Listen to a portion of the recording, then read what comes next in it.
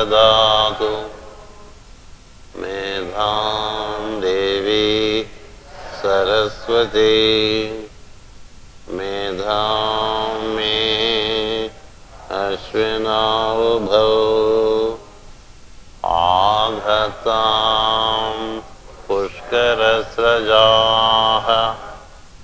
आप्यायन्तु ममाङ्गानि वाक्प्राणचक्षुश्रोत्रमधुबलमिन्द्रियाणि च सर्वाणि सर्वं ब्रह्मोपनिषदं माहं ब्रह्म निराकुर्याम् मा ब्रह्म निराकरोत् अनिराकरणमस्तु तदात्मनि निरतेय उपनिषत्सु धर्माः ते मयि सन्तु ओम शांति शांति शांति।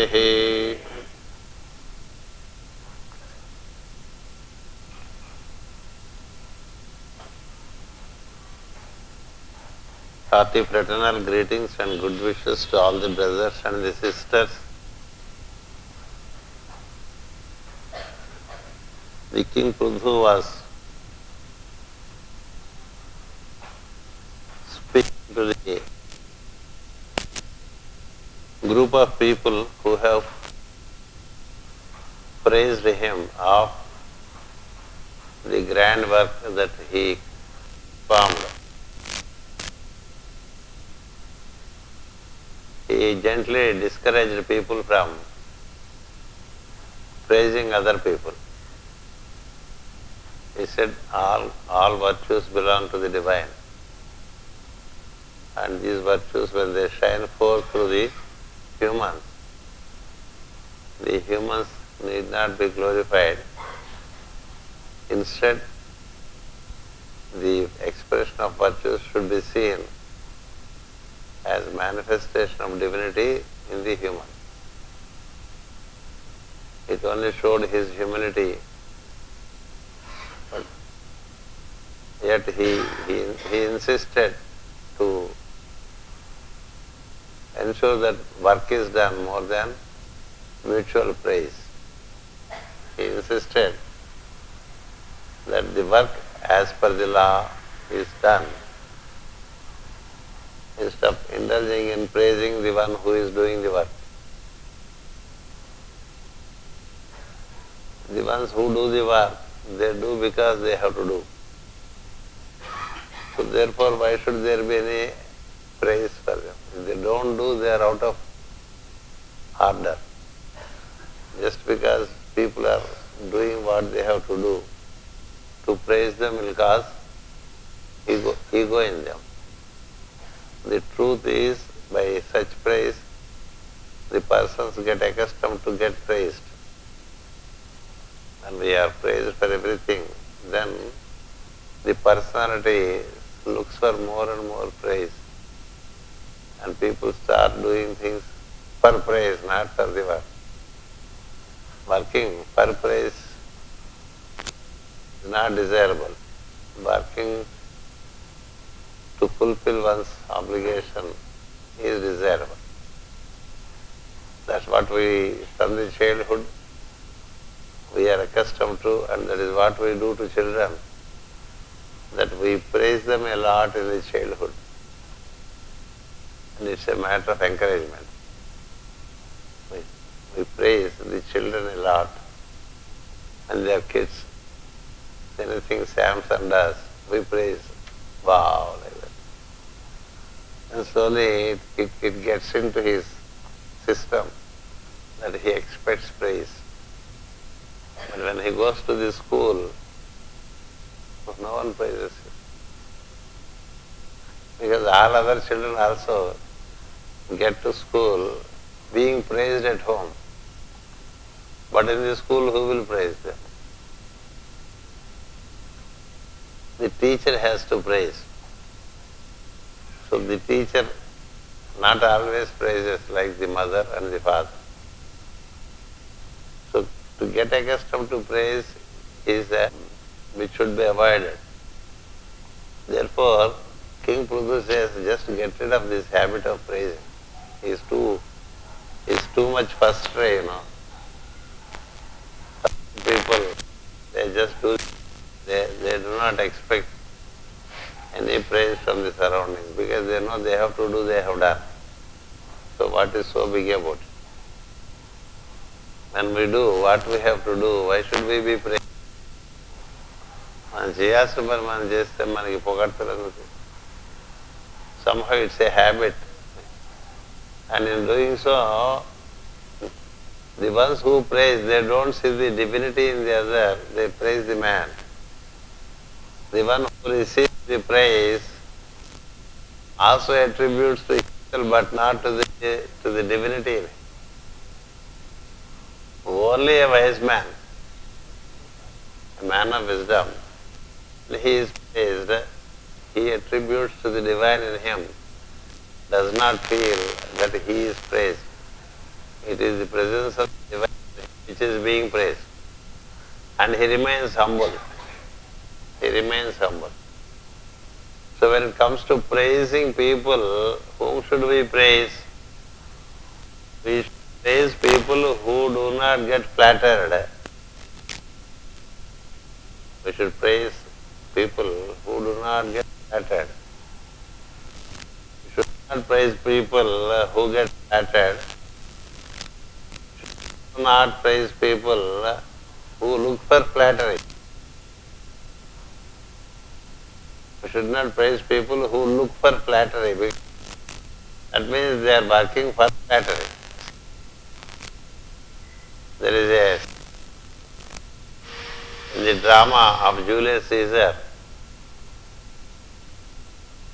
one of the colleagues of Julius Caesar, he tells his friend, even Caesar falls for flattery. Even Caesar falls for flattery. So if you fall for flattery, it means you are appropriating the virtues in you to yourself, but you are not attributing to the divine. But if you praise a wise man, he would not, there would be no change in the vibration in him. The beauty of the wise man is, he is constant in his vibration. Whether you praise him or you insult him or criticize him. That's what Krishna says in Bhagavad Gita. The true disciple or the true initiate is one flattered by the praise, not flattered by criticism. We get flattened if someone, like a flat tire, if someone criticizes, we are down. If someone praises, we are a bit bloated. The two dimensions do not exist with the wise man. For either of the two, he remains silent. There is a statement in Bhagavad Gita which says, Tulya Ninda Stutir Mauni, meaning Ninda Stuti means criticism and praise. He treats them equally. Tulya means he treats them on par, be it praise, be it criticism. In either case, he treats them equally and remains silent. That's it. When someone criticizes us, we may be silent, but we will be cooking inside now. We keep cooking it inside. Oh, he said like that, he said like that. Likewise, if someone praises us, we keep on carrying it with us and express to others that he praised me like that. So this is all activity which puts you off from your performance. It puts you off from your performance. The beauty of the teaching of Prithu is, this activity will deviate you from your performance. What is important is that you perform, that's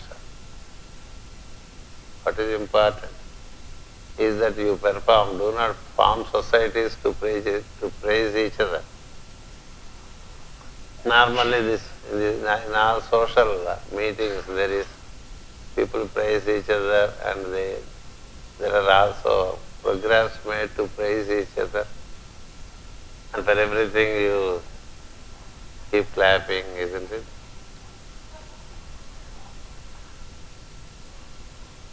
That's why in true spiritual programs, there is no clapping when good statements are uttered. But if you see, when an American president, when he speaks, every sentence he stops and you have to clap. You can see it. After every sentence he stops and people have to clap. And now I am seeing him even clapping himself. He makes a statement and he claps. You can see. It was such a wonder to me to see such thing. What kind of society we are in? What kind of human society we are in that we speak and we want clap. And then the top of it, we speak, we also clap. So that is touching the bottom of ignorance. Normally, when people who are engaged more in talk, they are, to that extent they are not engaged in work. See, where performance are needed, if there are only spokesmen, where we need performers. If there are more spokesmen than performers, work will not happen. Once it so happened when a major, when he sent his lieutenant on a task in the war, the lieutenant came back and reported that the job is done. And then he started saying how difficult it was, how he had to manage, and how he had to protect the group of soldiers, and ultimately how they could win, all that he was speaking. Then the major said, you better shut your mouth and do your work. You better shut your mouth and do your work. You are interested in a job, and what is it that you have to do? You have to report whether it has happened or it has not happened. That's it. To talk about it is a bit too much. It's done or it's not done. For not doing, we give lot of logic. Isn't it? We try to put the blame on others for anything that is not happening. And for anything that has happened, you try to say how difficult it was and how you are able to do it. That's not the way to speak. And the more you speak, the less you are at work. The more you speak, the less you are at work. So save the energy and use it in work, but not in speeches. If you take an episode from Ramayana, the great initiate Hanuman, he flies over an ocean, goes to the island, locates the lady who was kidnapped, and he also gives assurances to the lady that the team will come and save her. He will also give warning to the diabolos that they have done the wrong thing and they would face the consequences. And he also does a lot of damage to their army by putting off some important warriors in the island. There are so many things over there. So many things. There is a chapter totally dedicated for it. What purpose he sent? He was sent to locate where the lady is. Where the lady is. So after having done all that, when he returns, he tells Rama, Hanuman tells Rama, I have seen Sita, that's all. I have seen Sita. He did not speak all that he has done there. What is important for communication? He communicated because he was sent by Rama to look out where Sita was. Then he also says, incidentally, I have evaluated the strength of the opposite camp. That's it. But if we do a small task, we keep on speaking about it over how much we have done and all. This is a tendency in the human that we tend to speak more than do more. That's why speak less and do more is given as a dictum even in the childhood. Speak less and do more. Your actions have to speak. A man's actions have to speak. He cannot go on speaking about his actions. Men who go on speaking about their actions, they are not taken as A-grade performers. They are not A-grade performers. So Prithu says, why do you indulge in praise? Number one. Number two, all that praise you direct to me is not on account of me, but is on account of the divine. See the divine in action. Don't see the instrument of the divine. More than the instrument, see the divine. See, when we see anything functioning, electrical, if a fan is functioning or mic is functioning, we relate to we don't relate so much to the microphone, we relate to the amplifying sound, isn't it? But for the amplifying sound, where is the value for this mic? But for the illumination, where is the value for the bulb? If it is not illuminating, we'll take it out. So he suggests an occult practice of seeing through and relating to the divine. The third thing he says is, in everything you see the actions of divine.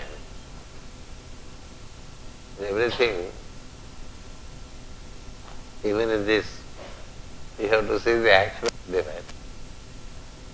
Because if we see her, we don't know when she goes out, when she comes in.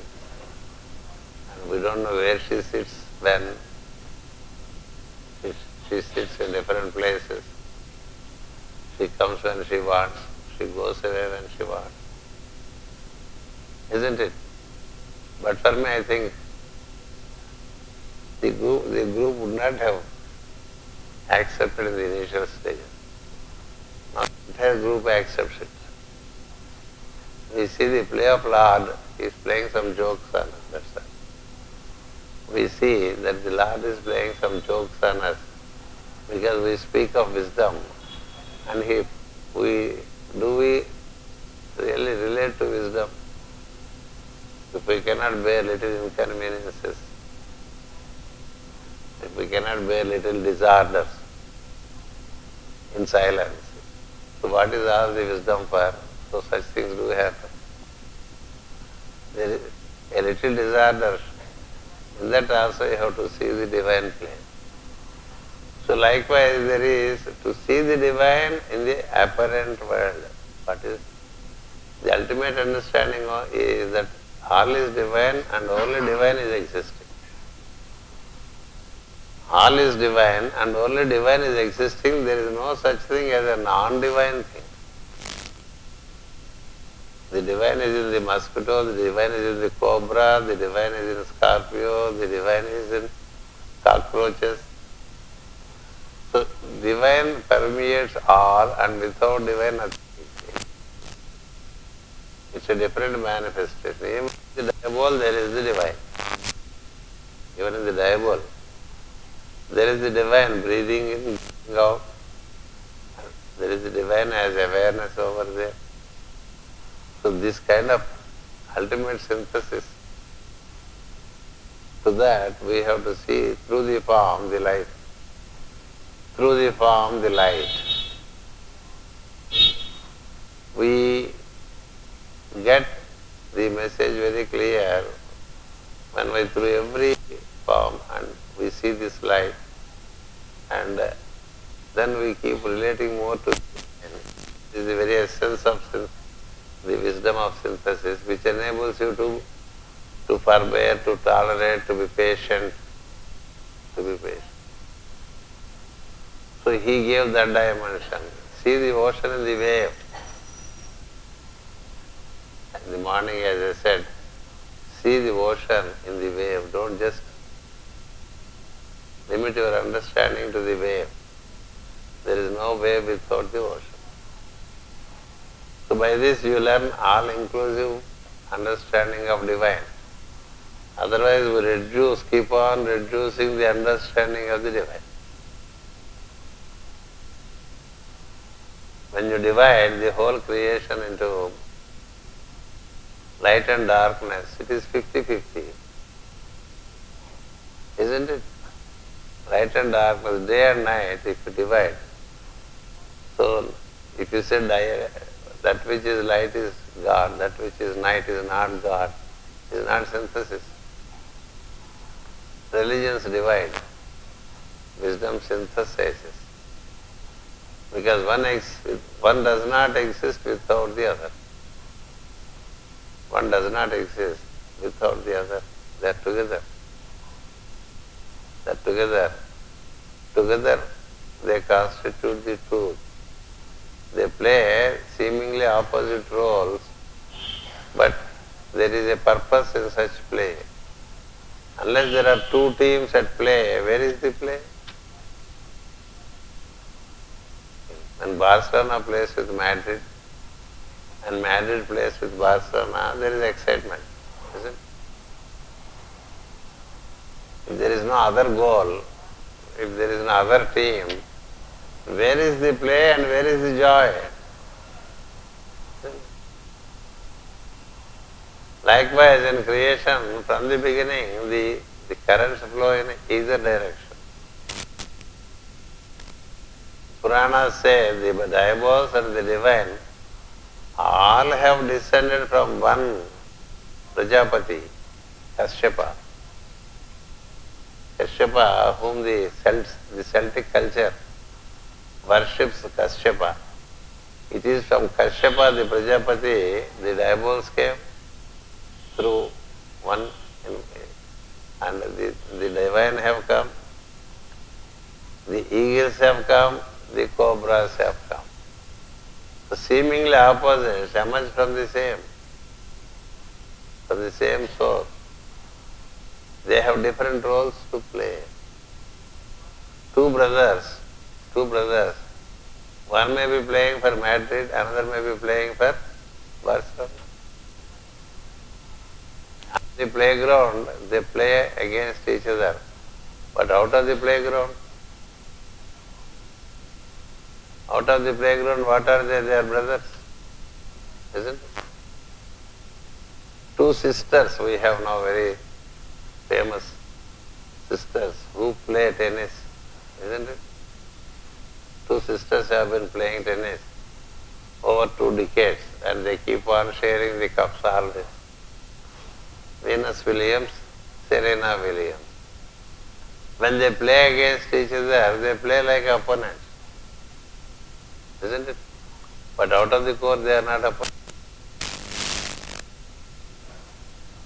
So, through both energies, only one divine functions. This is the understanding of synthesis. You cannot deny the other side of your being.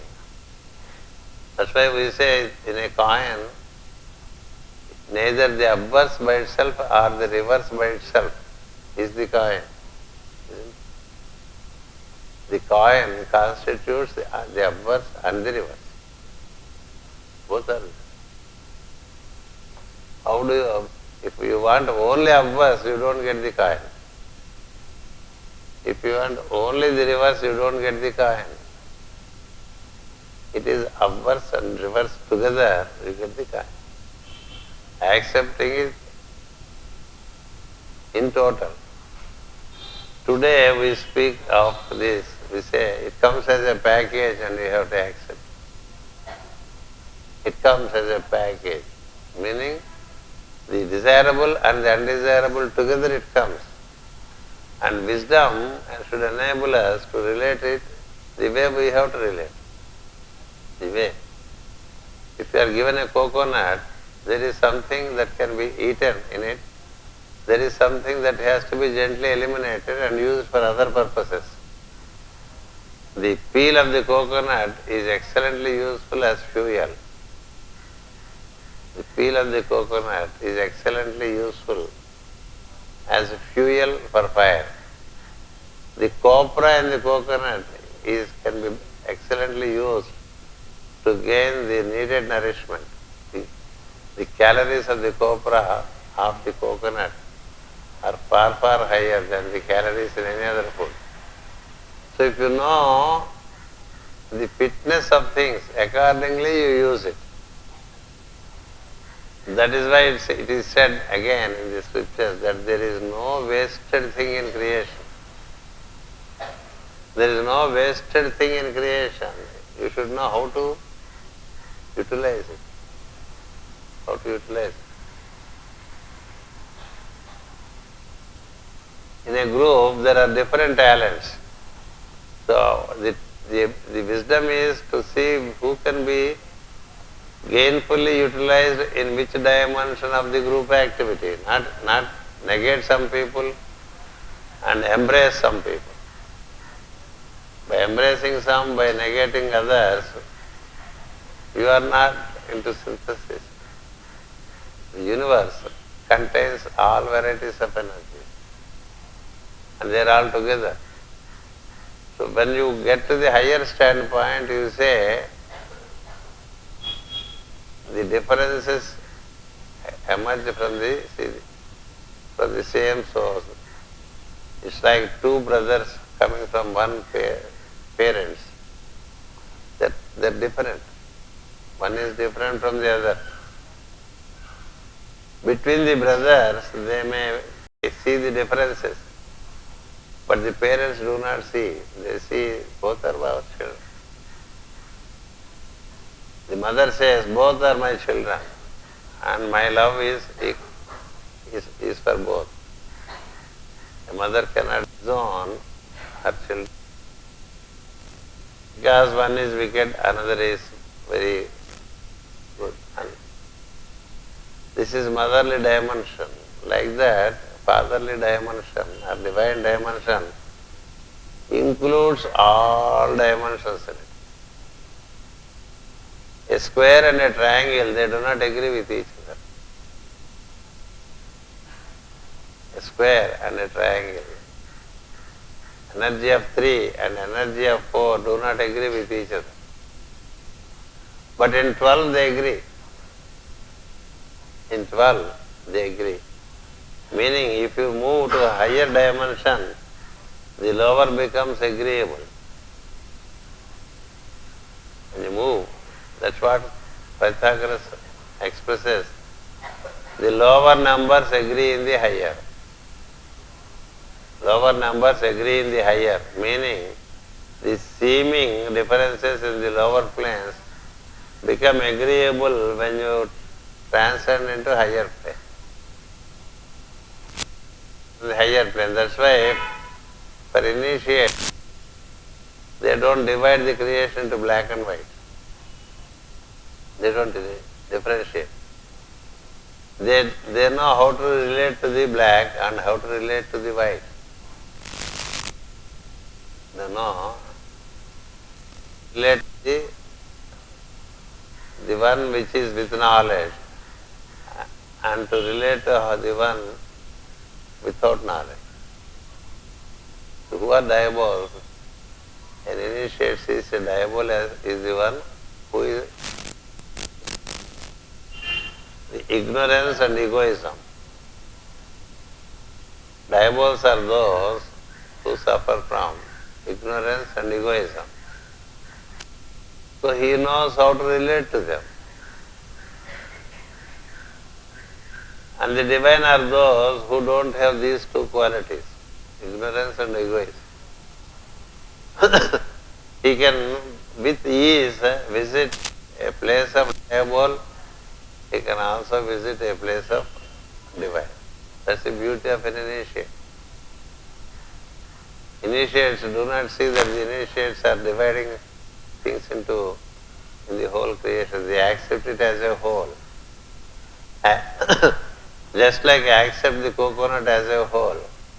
What is relevant for fuel is taken to fuel. What is relevant for eating is taken for eating. So nothing is wasted. Your central column accepts your left and your right. Isn't it? There is the left energies in us, there are material energies. There are right energies which are called energies of spirit. The energies, Pingala energies. Which one would you concede? Meaning, which one would you like to give away? If you have two hands, if someone asks you, will you please give one hand, will you give it? Because you constitute yourself in both hands. If someone asks you, which eye shall I take away from you? Which eye? Right eye or left eye? You don't agree. Or right ear, left ear, you don't agree. Because you are the whole. When we speak of diabols, we are speaking of those who are excessively inclined towards matter. When we speak of divine, we are speaking of those who are excessively inclined towards the spirit. But what is needed is a balance between spirit and matter. Balance between spirit and matter. So denial does not help. Denial does not help. We need both. We need both. We need as much wisdom of the divine as also the wisdom of material. If you don't have wisdom relating to material, you won't be a success in the material world. When you don't have success in material world, it affects your other world also, because the balance is lost. That's why most of the people who look to spirit, their personal life is in shambles. You have to build both. You have to build both. Then only you have a balanced approach to wisdom. A balanced approach to wisdom. So coming back to the theme, the king says, King Prithu says, the essence of life on earth, or the essence of life in the universe is action. Action, karma. Karma as fate is another meaning. Karma as action is the true meaning. Action. So be oriented to action and refrain from mutual praises. And he goes to another statement saying, don't praise people who know much but who do not perform. Don't praise people who know a lot but who do not perform. What is so big if you know a lot but you are not useful to the surroundings? So he says, those who are well versed with the scriptures, those who have studied so many sciences, occult or otherwise. Insofar as they are not performers, don't indulge praising them because they are not doing what they have to do. If you are a healer, you can't go on speaking that I am a healer. You cannot expect people to praise you. Your healing should benefit the surrounding. If you are a potter, your work is to prepare pots. You stop preparing pots and start looking for praise, you are out of work. If you are a cobbler, if you are a tailor, if you are a cultivator. So he wants, the emperor wants to look at the world and see, is he just a speaker or is he a performer? Simple. RadhaMadhavam kada. Are you a performer? Are you just a chatterbox, the character, chatterbox, doing nothing, doing nothing. So if people know a lot and do not do, they are still worse, he says. People who don't know and they don't do are still better. If you don't know and if you don't do, you can be taught that you have to do. But if you know and you don't do, is not a worse situation. If a thief thieves something, you can train him. But if a police thieves, the police is supposed to prevent thieving. If he himself becomes a thief, the punishment is more, isn't it? Likewise, knowers who are not performers, just get away from them, he says. Just get away from them because they spoil you. They spoil you. They are not performing. They keep on speaking and they gather people around them. Meaning they are also detached from their work and are getting engaged listening to the speeches, always listening to speeches, doing nothing. Every time you go to the church, you listen a lot of sermons and instead of going once in a week, you go daily. Then you go in the morning and in the evening. What are you meaning? To that extent you are not working, isn't it? To that extent you are not working. So otherwise you are working, now you are out of work because you have been too much into activity of listening. There is a saying in Telugu which says, the donkey that barks disturbs a donkey that is eating.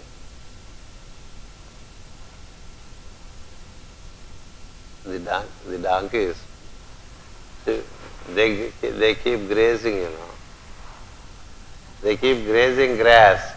If one donkey balks out, the other donkeys stop eating and start looking at it. Isn't it? So, an excessively speaking person,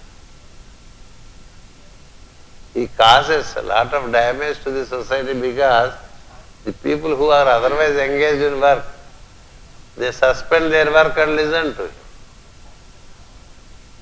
Suspend their work and listen to him. So, by that, what good is happening to the society? What good is happening? Such teachings normally you don't find everywhere. But when having performed a lot for the planet, the king and the emperor and the great initiate, an incarnate of Vishnu, he says, speak not and work more. You better speak less and do more. He did not say speak not, he said speak less and do more. A big mouth is a nuisance to the society. A big mouth is a nuisance to the society. A silent worker is an asset to the society. He keeps on contributing to the society. So he said, if someone is highly knowledgeable and yet not performing, just do not associate with him, because you also get the habit of speaking and not doing. You stop doing. You tend to be more a non-performer and a speaker. So this is one dimension he mentions.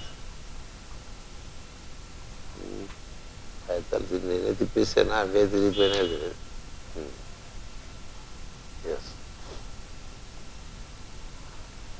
Then one more statement coming from Prithu.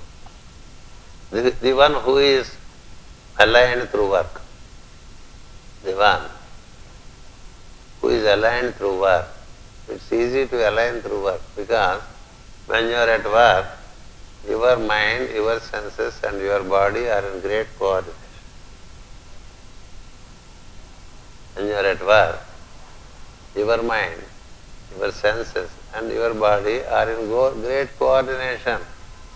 When you are not a worker, there is no coordination between these three vehicles. The three lower vehicles are excellently aligned when you are always at work. When you are not at work and when you are only speaking, only one activity of speech is active. The hands are not active, the body is not active. The three have to be kept in action. By that, when you are habituated to work and work and work, the alignment of the three lower vehicles is easy. And when the work is in relation to goodwill, they get purified. And the work is, that's why Buddha says, just as a man of desire works incessantly to fulfill his desire, a disciple should also work incessantly without a personal desire. That's the difference. That's the difference. When you do that, the benefit of work is your lower vehicles are aligned. Otherwise, they are not aligned. When you are aligned in relation to the three lower vehicles, then the fourth dimension can percolate into the three.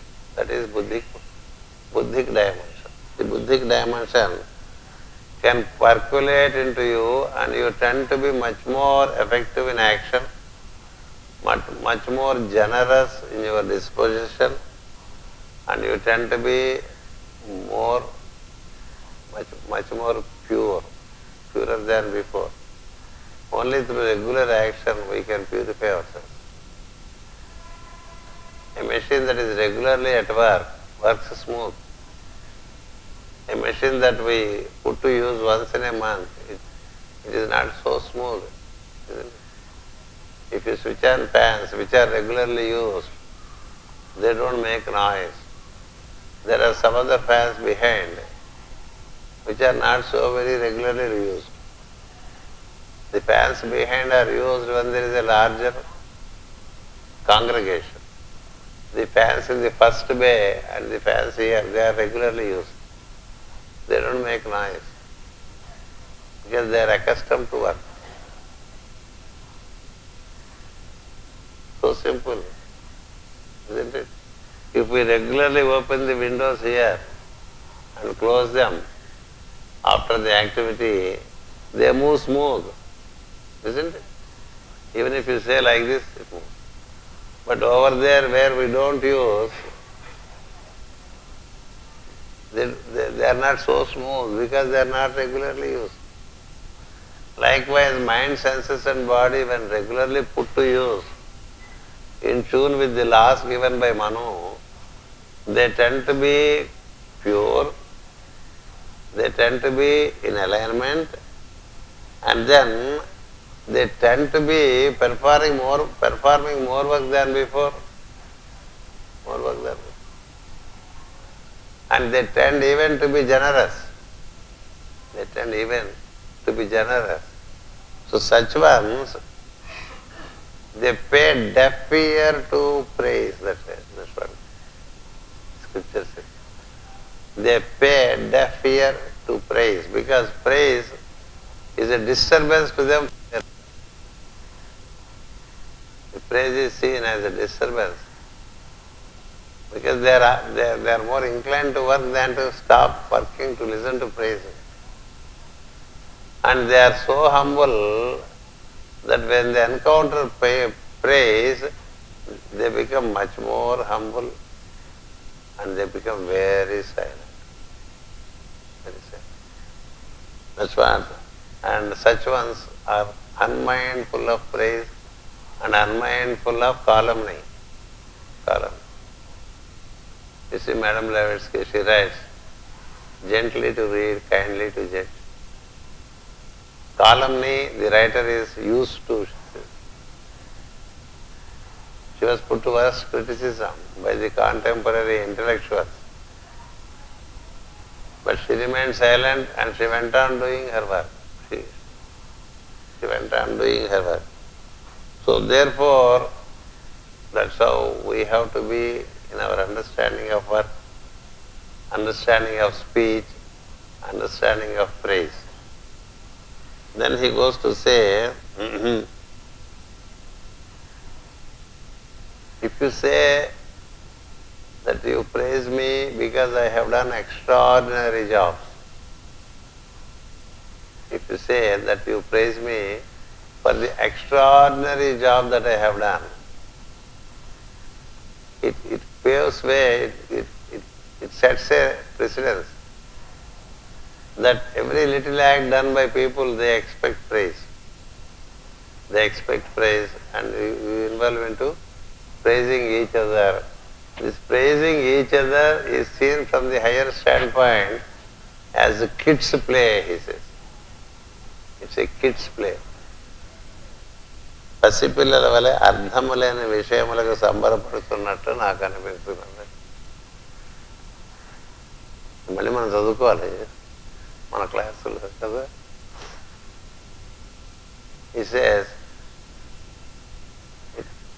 when kids play, it has not much of a contribution. No? It's a state in life that we play. So if you indulge in great activity of praising each other, you are digressing from the very purpose of life. It is seen more as a play of kids. And therefore do not praise me. That's how he has come back and said. When he said so many things, then the initiates, they listen to him. Among the beings, there are already some initiates. Because, as I said, by two categories of beings have come. Large masses have come to the thighs, meaning with ignorance. Others have come from the higher circles. So they said, please, now that we have said what we have to say, please listen to us. When there are manifest virtues, virtues we hear.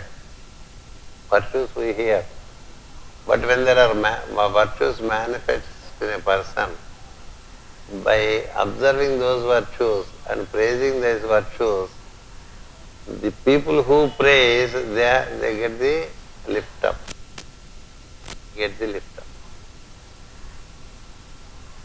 Praising should be truthful. But firstly, the praise has to be truthful. When you genuinely find virtues in a person which are rare, when you find rare virtues in a person, is virtue in manifestation, isn't it? Virtue manifest, we cannot perceive. Virtues in manifestation, it is but necessary for the common people to relate to those virtues. By relating to those virtues, they lift up themselves. So what is it that is being praised in you? The virtues in you are being praised. By praising the virtues in you in a truthful manner, they are relating to the virtue in you. By this relation with the virtue in them also awakens. That's right. That's the understanding of the saints, the masters of wisdom. See, when we relate, say for instance, Master Maurya and his virtues, the related virtues gradually take seeds in us and they sprout. They said, we need some examples. People on earth need some examples. No doubt, all virtues belong to the divine. But in your form, these virtues are exhibited. So, an exhibited virtue has to be recognized. An exhibited virtue has to be recognized, that has to be respected, that has to be related to. Thereby, the one who is praising the virtue also receives something in relation to the virtue. He gets awakened. How do people get awakened? See, how many have come around in a matter of 100 years from the works of Madame Blavatsky, from the works of Bailey. So don't we see the virtues in them and the work that they have delivered? By relating to them, you get the related energy. It all depends to which energy you relate, certainly you get the energy. So there is an energy system in the form of CBV there. There is an energy system in the form of mass. Likewise, there are different, though same, they are presented in the sense, each one, the energy of first logos is different from the energy of the second log. To which do you frequently relate? That energy we keep getting. Isn't it? If you associate with a gambler, you tend to be a gambler.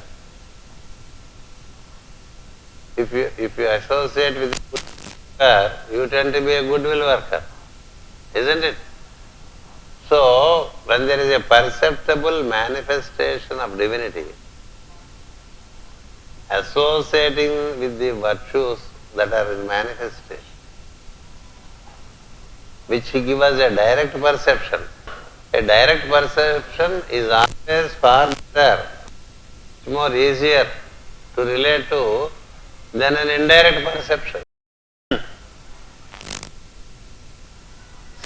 When we speak of God and His perfection, His omnipresence, His omniscience, His omnipotent, it's all theoretical to us because we haven't seen with our eyes. If someone does it when someone shows that kind of knowledge which is not normally with others, shows that kind of performance which is not normal with all others. So, there is a direct perception, there is an indirect perception. So, what is indirect perception when it is in manifestation as a direct perception? By relating to that direct manifest virtue, the common people, they gain some elevation in them, they get inspired. Presence of a man who performs, a man who demonstrates wisdom in action, causes a kind of elevation in the beings. So don't deny this activity of praise insofar as it is truthful. people praise a virtuous man, let it be so. They say. Let it be so. Don't come in the way. Let, in so far as their praise is truthful, by consistent relating to the virtue, they do get awakened or stimulated in relation to those virtues. Depends on whom you are emulating, whom you are following. So therefore don't deny that. But the praise has to be truthful. Who is praised? It is his problem. The person who receives the praise, the seers say it is his problem. If he is egoist, he will fall. Because he will own up the virtues and the praise, and he will fall. Because pride causes fall. If he does not own up, it's fine. It's fine.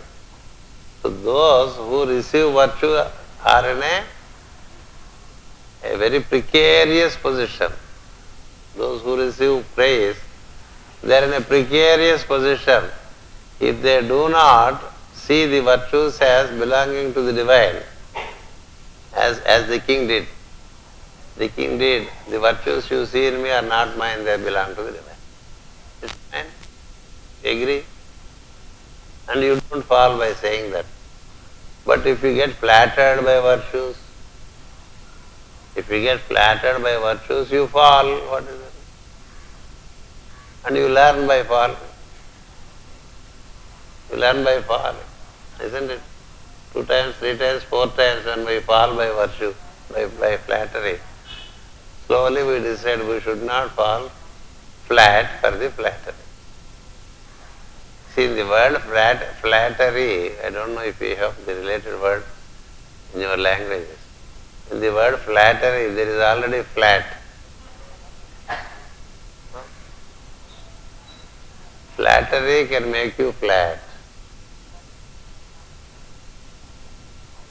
Flattery can deflate you and make you very flat.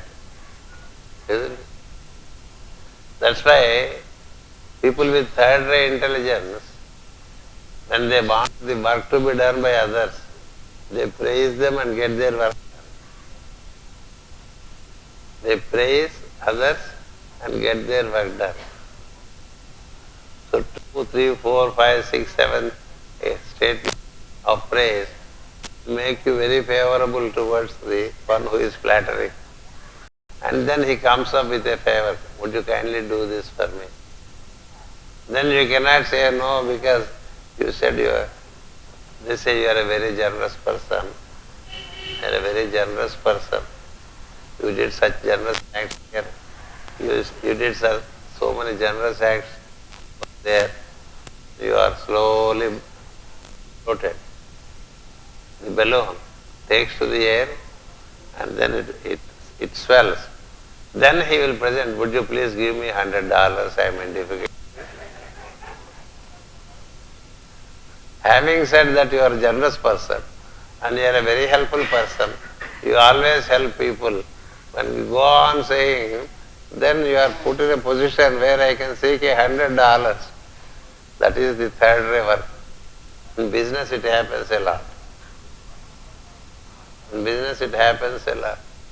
That you praise and get your things done. It's all business. Isn't it? So therefore, if the one who receives flattery, it is his problem.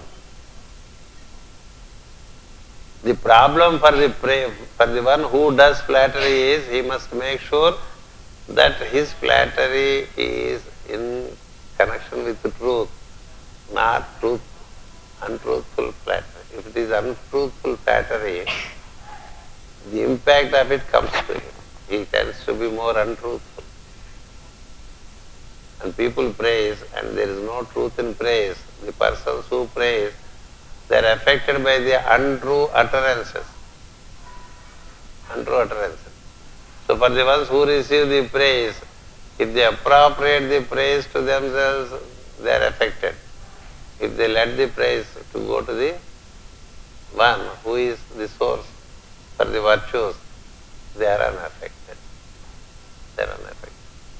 That's the beauty of the game. So who are right? The initiates. Are the initiates right? Are the king right? Both are right.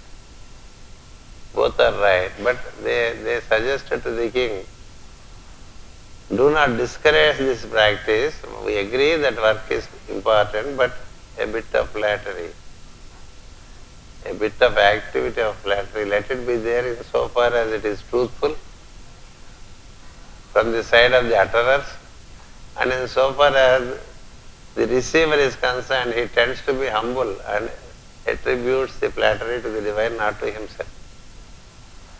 That's what exactly you see in the lives of initiates. That they do not accept the flattery to themselves, they immediately transfer it to the devil. Because it is his virtue functioning through him. That's how both sides get satisfied. So therefore, let this activity has to be, this is one dimension, the men of wisdom, they express to the king. Then they also said another thing. We hear from the seers, the common people hear from the seers, the beauty of the divine. The beauty of the divine in action, beauty of the divine in speech, we hear from the seers. So when they see someone who speaks where there is a magnetic impact causing elevation, or when we see someone who does acts by which we are elevated, should we not respect it?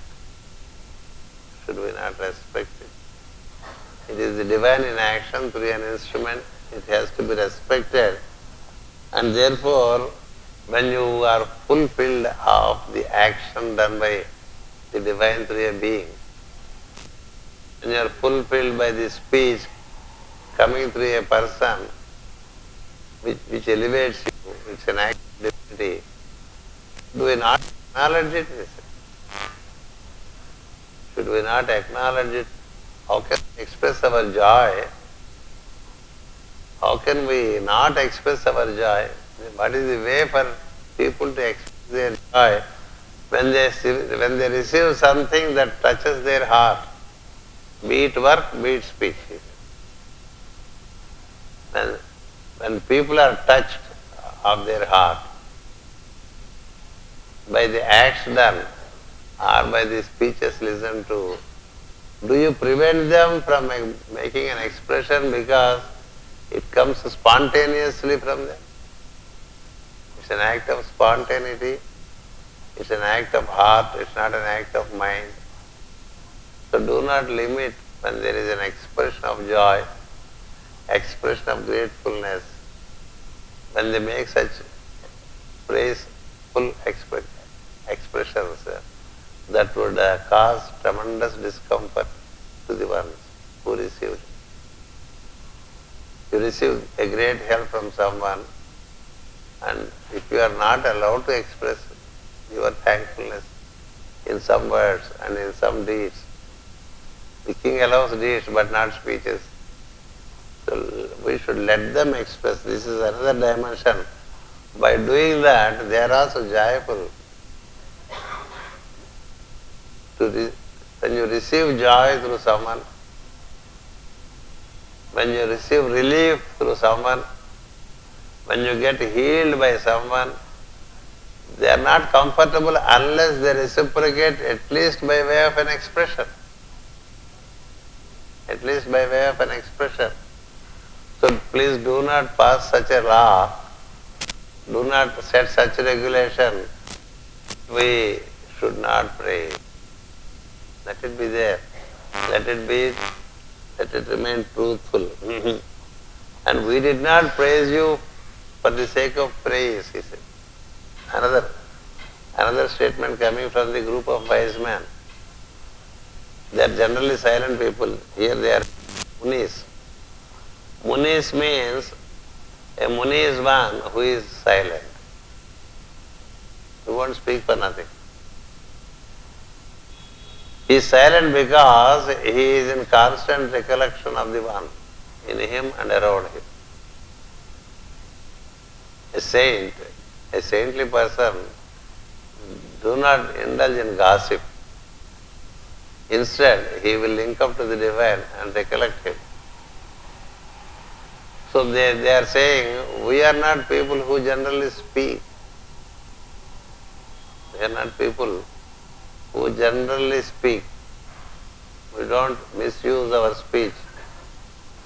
We are very miserly in using our speech. If we have praised you, it's because we have seen in you extraordinary virtues. We have seen in you extraordinary virtues, therefore we praise you. Let this tradition of praise remain. Let the divine be praised in his omniscient form. Let the divine be praised in his manifestation in a form. Let it remain. So therefore, when people are generous, it is but a bounden duty for the beneficents to praise them. See, if you distribute clothing, if you distribute food, if you attend to the basic needs of people, when the people say some nice words, it is good for them to say, because by that they develop the habit of being grateful. Should not the people who received the benefit express their gratefulness? One more dimension is it. Should not the people who received benefit through another person, should they not express their gratefulness? If they don't express their gratefulness, don't they tend to be ungrateful?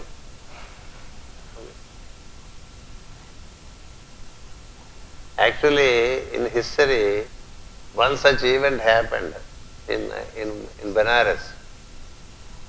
In Benares there was a king. Wherever he went around in the city of Benares, he saw so many Shivalingams. And everyone is worshipping Shivalingam in the morning, in the noon, in the evening. And every Monday, no work, only worship. Every new moon, no work, only worship. And daily 3 times worshipping Shiva.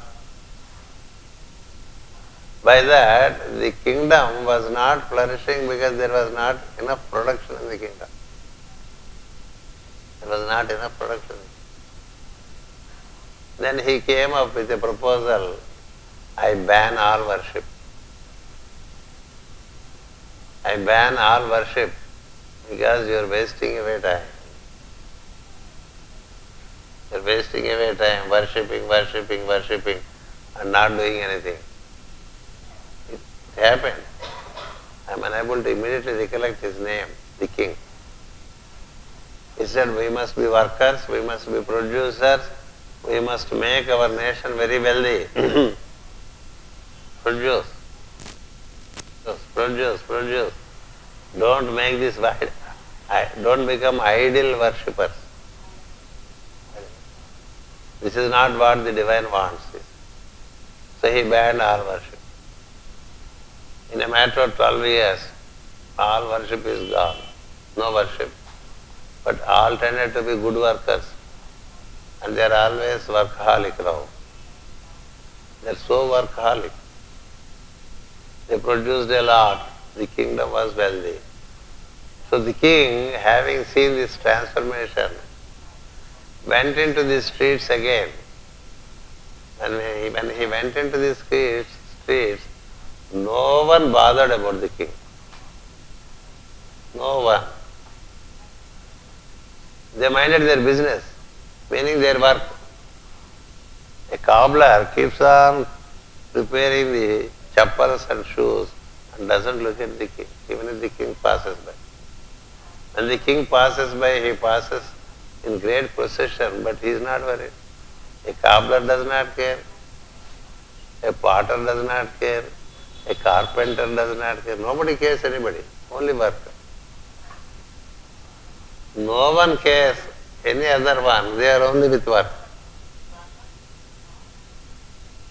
Like what is happening now. That is what is happening now. More work, more work, more work, more work. More for nothing. Isn't it? Go on producing, busy morning. Morning even by 7 o'clock, all the roads are busy. People are going. Even at 10 o'clock in the night, roads are all busy. People are moving for work. No way to relate to each other, no time to relate to each other. Into such a busy producing community, if their master comes, they don't care even for him because they are preoccupied with work. So he saw this is the other extreme.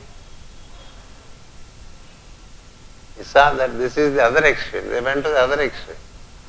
They were in one extreme and they went to the other extreme.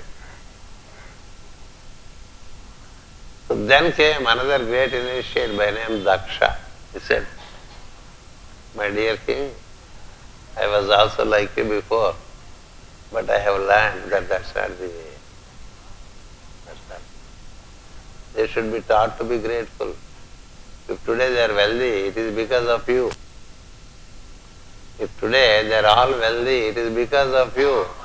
But they have become wealthy and in the process they forgot you. They forgot you. So their benefactor is forgotten by them. And they are no more even looking at you. They don't even look at because they are busy with their work. So once again, pass the law and introduce moderate worship. In the meanwhile, they forgot that the habit of worshipping. So he had to arrange again schools for worship, again schools for rituals, introduce them, and then they had to balance it. Because here, that is why I say this is the initiates are saying, if you ban this activity of acknowledging in others, express their gratefulness to that, you would make people slowly ungrateful. You would make people slowly ungrateful. There is danger if you discourage the activity of worship. This is another dimension that they have said. There are two or three other dimensions which I will cover tomorrow. And tomorrow morning we conclude with this teaching. In the evening we will have valedictory. That's all. Thank you. Namaskar.